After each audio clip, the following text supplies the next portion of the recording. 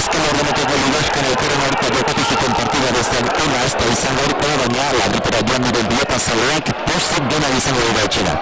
Inork jokatu nahi ez zuen partida honen, baina inork galdu nahi izan ez duen norgehiagoko izan da. Dena menetero pilotariek, tikitaka batean ibili dira, angeluak irikiz, txokoak bilatuz, beraz euruzegi honetan erosoan eta irujo defentsan lan ikaragarri egiten. Pablo Colón ere markagailuan lehenengo zatian, 5-1, 7-2 eta 8-4.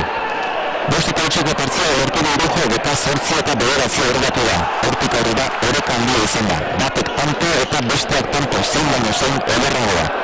Beraz abizera 5-9 horregatu den arte. Irujo 8-5 partzia lortu du eta partida utzi behar zuela ziruduen 18-5 aurregatu denean.